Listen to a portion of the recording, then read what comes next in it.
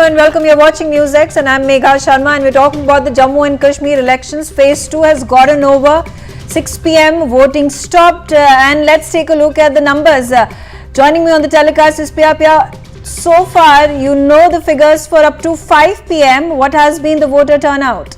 Indeed, as you aptly put it, the Election Commission has released data for up to 5 p.m. today itself, and the numbers speak for themselves. The overall voter turnout figures up till 5 o'clock is 54% in phase 2. Phase 1 obviously witnessed 63.08% voter turnout in Nowshera. The number stands at 69%. In Beerwa, it stands at 62.5%. These are of course showing how enthusiastically people have come out and cast their votes. 53.44% in Ganderbal constituency. In Rajouri, the voter turnout stands at 68.06%. In Budgam, the number stands at 47.18%.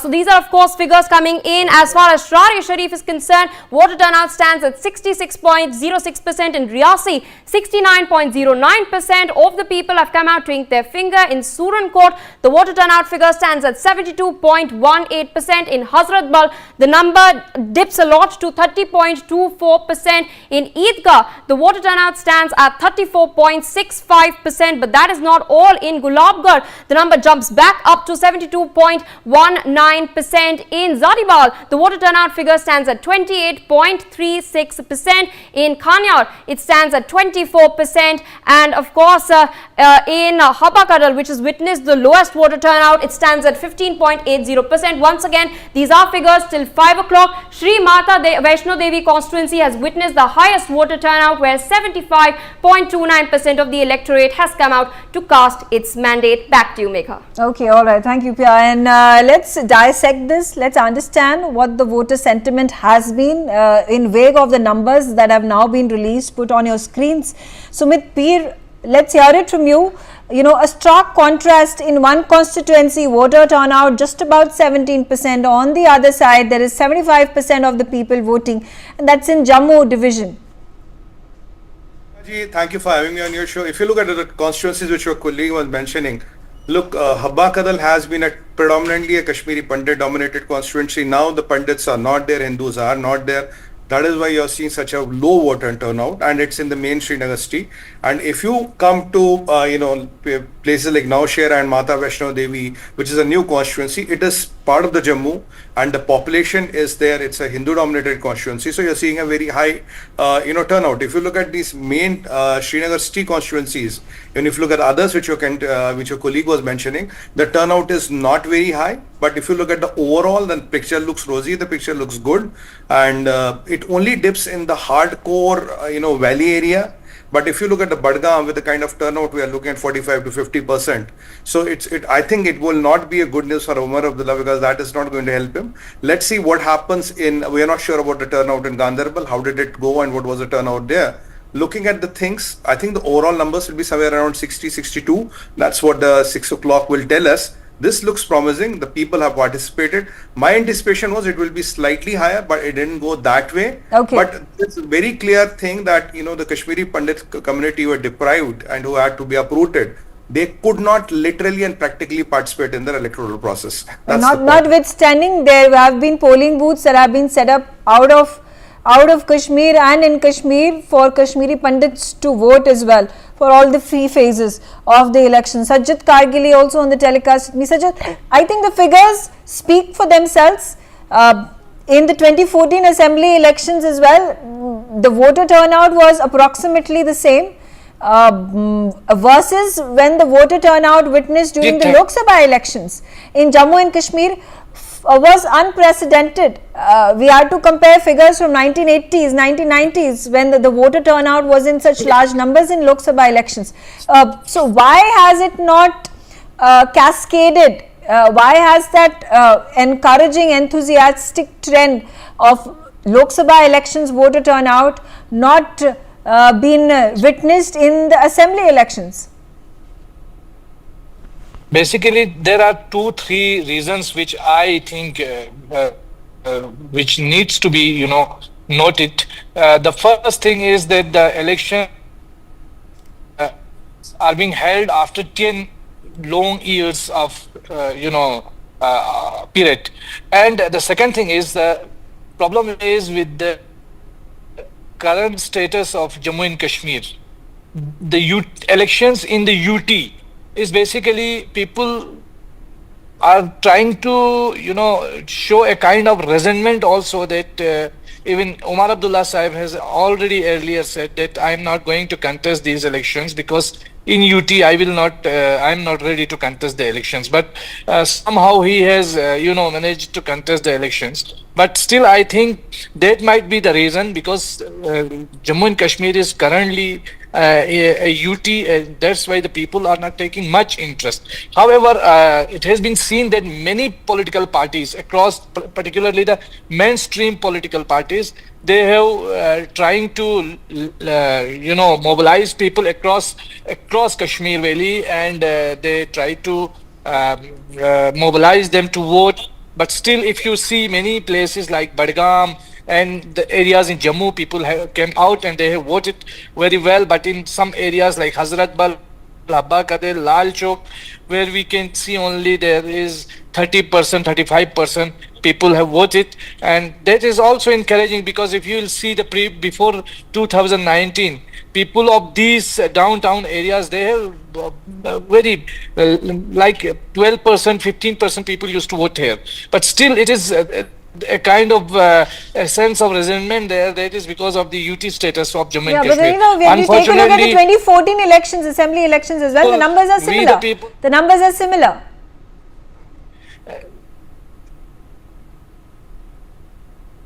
Pardon me, I said when 2014 assembly elections also in Jammu and Kashmir, when Jammu and Kashmir was a state, the numbers were more or less similar. But then the situation was very different because then there was Hurriyat, and Hurriyat was very outspoken against the election process and all. And they used to call boycott calls, they used to give boycott calls there. But today there is no such call in Kashmir Valley. But still people are showing a kind of resentment. That's because of the status of UT status of Jammu and Kashmir. Okay, all right. But still, it is encouraging, and I'm very happy to see that people of Jammu and Kashmir, at least they have right to vote for their assembly. We have the people of Ladakh are deprived of representation and all. And that's why our people are doing Pad Yatra from Ladakh to Delhi just to make the... Okay, all right. Amit Rana also on the telecast with me. Amit, let's hear it from you. About 65-66% voter turnout in second phase as well. Last time around in 2014, if we make the comparisons, this is exactly the figure. 65.9% of the people came out to vote in the assembly elections. So, has abrogation of Article 370 or peace and stability that has been newly found in Kashmir had any changes in the mindset of the people, because voter turnout doesn't seem so?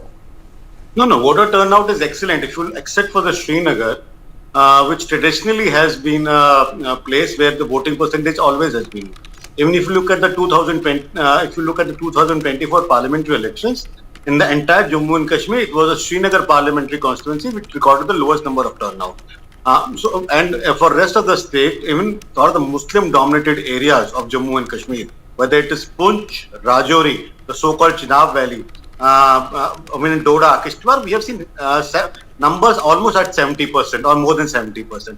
The number today cumulative is dropping because Srinagar, unfortunately, till now has recorded a significantly low number of turnout. It may improve or it may not improve, but it was expected given the Srinagar's traditional track record of over the decades. It has been a constituency where number of people vote is much low. It is also to do with the demographics that has changed in Jammu and in Srinagar. See, what has happened is over the years, the exodus of Kashmiri Pandits and their houses were occupied by the people who come from different areas of Jammu and Kashmir, especially the rest of Kashmir Valley.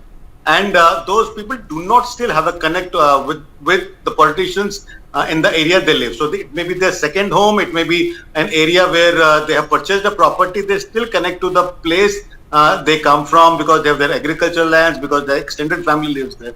So that is why traditionally you see Srinagar having a lower percentage.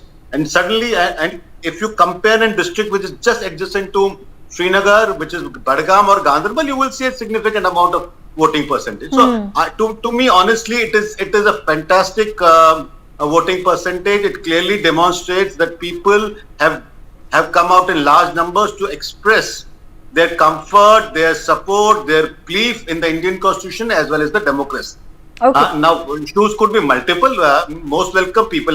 Political parties have a right to raise their issues. Parties have right to have their aspirations, contradictory views. Most welcome. But what it shows today is that people believe in the Constitution of India. They believe in the concept of India, and they have come out to exercise their democratic right. Okay, Rajan Khanna also on the telecast with me, and let's try to understand, the kind of concerns, the issues the people had raised, the voters had raised when he came out of their homes and went to the polling booths. And I was speaking with the reporters, who in turn were speaking with the people that had come out to cast their mandate. And interestingly, in Jammu division, in Naushera, in Rajouri district, there were a number of people who were disgruntled by the current by the government. They said we'd rather have a local representative. They said that because of delimitation, there were constituencies that had been divided. They were not happy with what the BJP has done, and they would rather have a local person, local party who they would vote for. See, I spent 2 weeks, maybe 10 days ago, one each in Valley and another in Jammu division. One takeaway was pro-democracy sentiment was palpable, both the areas. That was one thing. Second thing, as far as the comparative low turnout in Srinagar city is concerned, we cannot portray the city of Srinagar as the whole of Kashmir Valley. 47 seats are there. Srinagar city has few seats. Now, I was there in Badgam, I was there in Ganderbal, I was there in North Kashmir, Uri, Baramulla, so forth, everywhere. And I could talk with the people. And the sentiment was very much pro-democracy. They could vote for any party. But the ultimate thing is, the kind of, democracy we are recognized the world over. That sentiment was there. Another thing was there, the Pakistani propaganda, what they had been, they had turned that into a kind of narrative.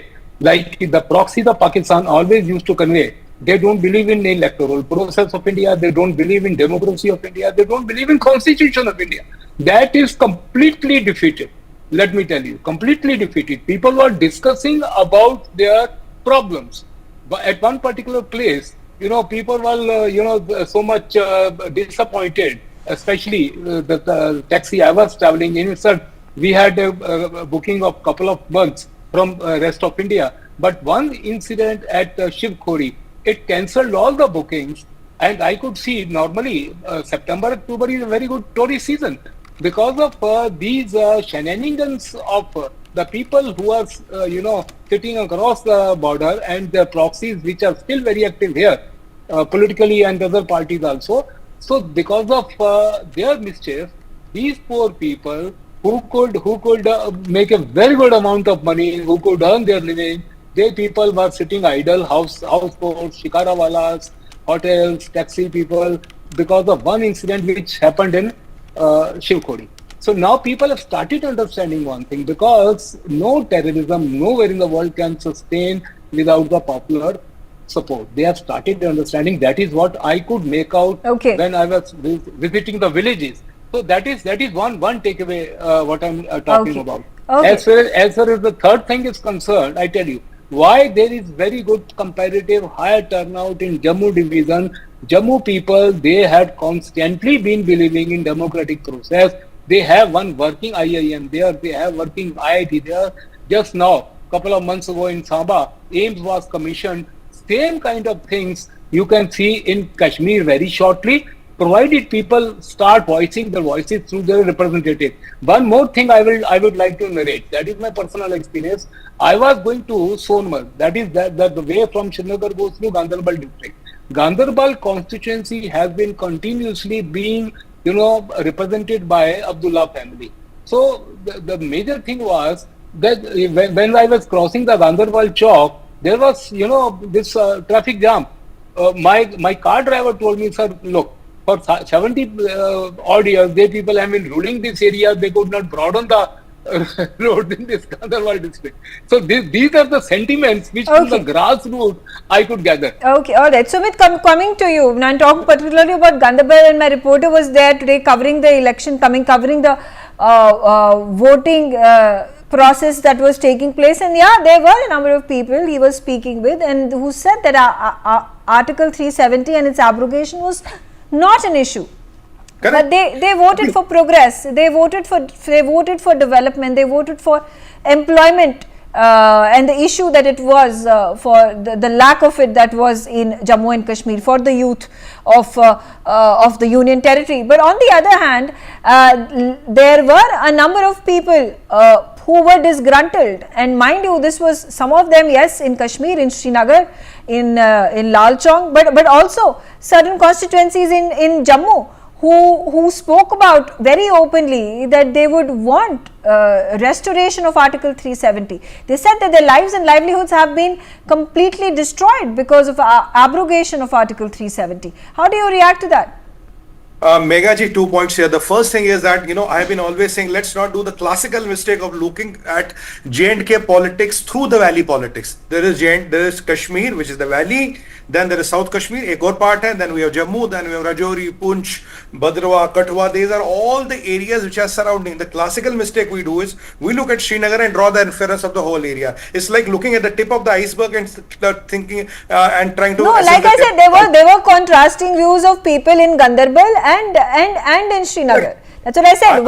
On one side, Gandarbal, people said that we are happy that there has been abrogation of Article 370. Our issues are not about rolling back of 370. Our issues are others, about development, about skills, about jobs, about progress, about peace. But on the other side, Srinagar and the people of Srinagar, at least those whom my reporter spoke with, had different issues, and Article 370 abrogation was number one amongst them.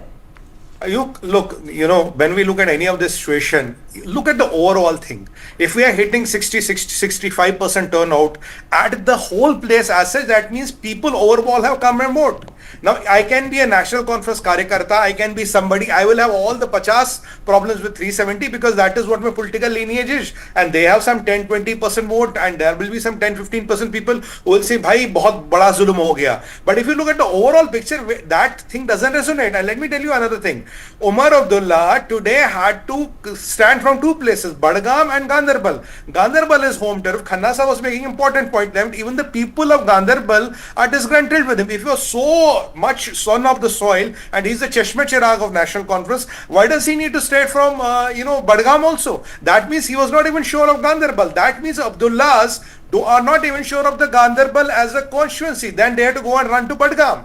That is the thing. And after Umar Abdullah lost to Rashid Engineer by 160,000 votes, their brand of politics is diluted. Why did they tie up with Congress? They tied up with Congress exactly because they know they don't stand a chance. Their karyakartas and some voters might have this opinion. I don't believe in kisi ka dal roti gayi after the aggregation of 370. Yes, ek ki gayi hai zarur. Stone pelter ki, Atangwadi ki, Hartalwadi ki, Andolan Jeevi ki. These are the people who are impacted. Why should normal people be impacted? 2 crore tourists, you are selling a hotel room at 1 lakh rupees, you have the highest people visiting you, you have the foreigners visiting you, you have billions of dollars of investment coming here, you have nightclubs going on, you have cinemas going on, you have New Year celebrations going after the 12th night in, which we covered in Lal Chowk. And when all these things are happening, when the people are coming, and I'm seeing more than 60% turnout around there, I mean the Umar Abdullah's theory doesn't hold ground. If Umar Abdullah was so confident, he should have not contested the election, or contest kiya bhi kahan se? Do jagah se contest kar raha. Just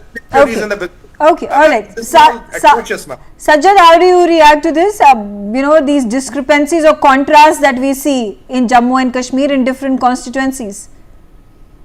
Yes, there are differences in both Jammu and Kashmir. The difference of narratives, difference of political perspectives. What Sumit Sahib is trying to say, that why Umar Abdullah is contesting from two areas, two constituencies. I think contesting election is one's right, constitutional right, and he has right to contest elections from wherever he wants. If we see the Lok Sabha elections, people have rejected Umar Abdullah and accepted Engineer Rashid's narrative. He was also saying against the abrogation of Article 370, and that there is a resentment against the abrogation of Article 370 and the bifurcation of the states in Kashmir and in some parts of Jammu and also in Ladakh.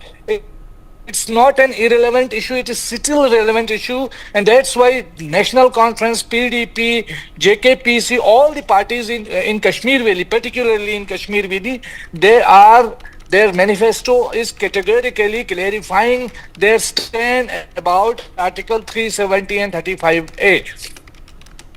Also, if you will see the Congress stand, Congress is not clear about 35A, but their support with National Conference is an indirect, a kind of agreement with Conference that they are also on the same page with National Conference.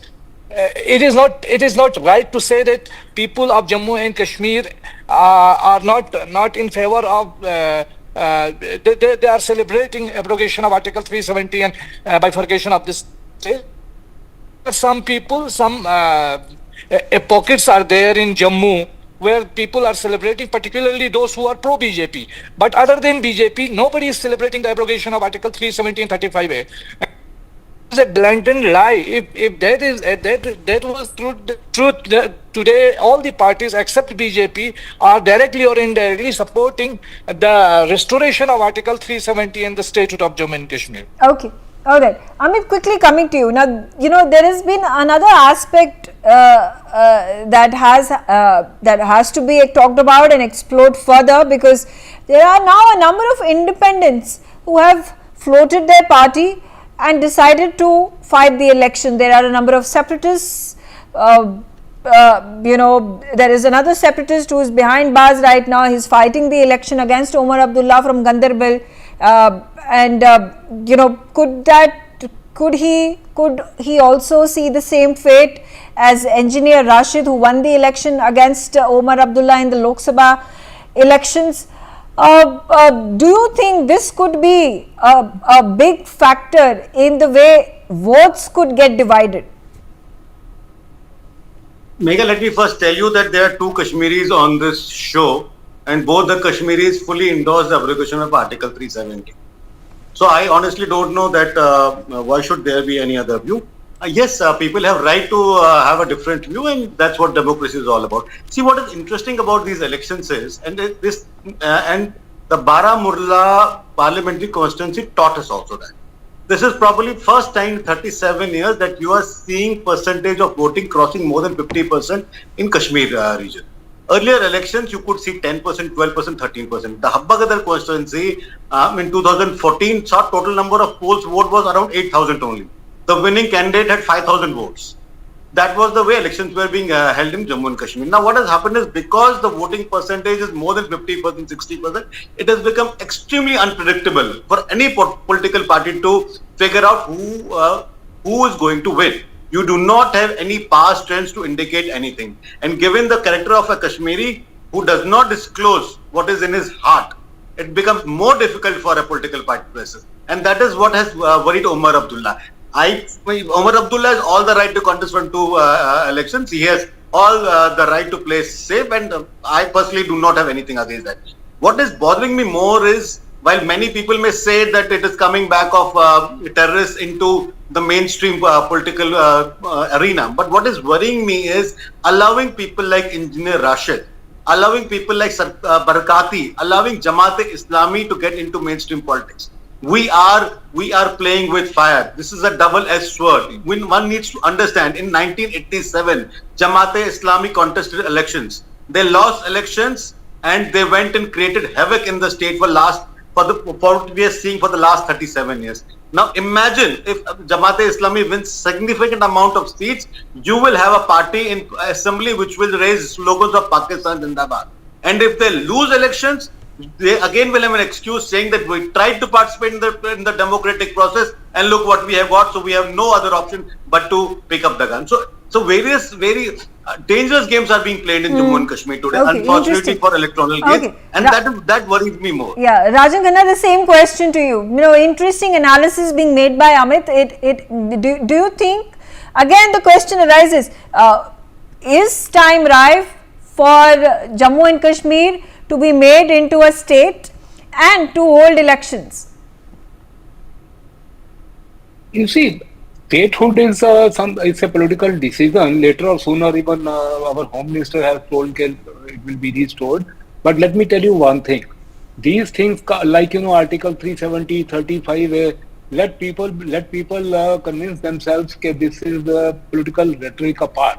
These are the things which should be consigned to the history books only because of some foolish decision of some people who was leading India 60, 70 years ago. That was brought into constitution, and later on, because of sagacity and practicality of the leadership, it went back, off. Now that is out of question. I tell you one thing: if people like the parties like National Conference, they can make issue of so-called Article 317 and 35A to be brought back. How many political parties they have made issue of return of Kashmiri Pandits who were unceremoniously kicked out of the valley? So how many people are making issue of that? I tell you one thing. We just now are discussing about Habba Gadal. I remember my childhood. We used to visit Habba Gadal, Renawadi, and then Barbar Shah, and the newly built localities of Karnagar, Jawar Nagar, and Rajbagh. They were dotted with the Kashmiri residents. Whenever I go now, my heart cries.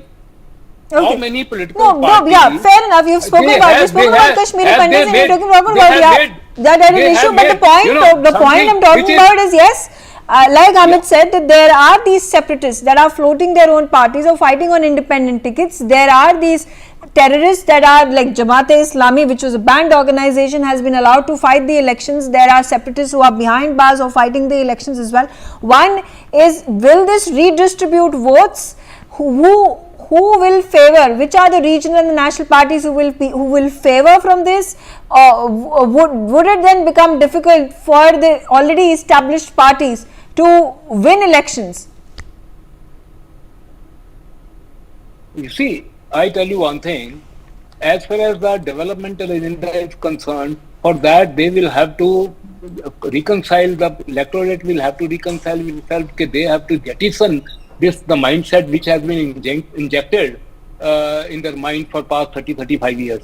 I tell you, maybe 8-10 years ago, if you want to go by road from Jammu to Srinagar, it used to take you around 10 to 12 hours. Now it takes 5 to 6 hours. Okay. How did it happen? This happened because the development agenda now a tunnel is being made in when you go from Sonmarg to Dras Kargil, a tunnel is underway on Dudila. How many days, how many hours rather? Okay, yeah, fair enough. Yes, there is infrastructure development. Yes, there is investment that is pouring in. Yes, there is FDI that is also happening with a number of companies from Gulf countries, Saudi Arabia particularly wanting to invest, UAE wanting to invest in Jammu and Kashmir. All right. So I thank all of you for joining me on the telecast. It has been an interesting discussion. We'll of course keep our focus on the subsequent 5 days when campaigning will be in full stead for the final phase of the election in Jammu and Kashmir, and stay tuned on NewsX for all those updates.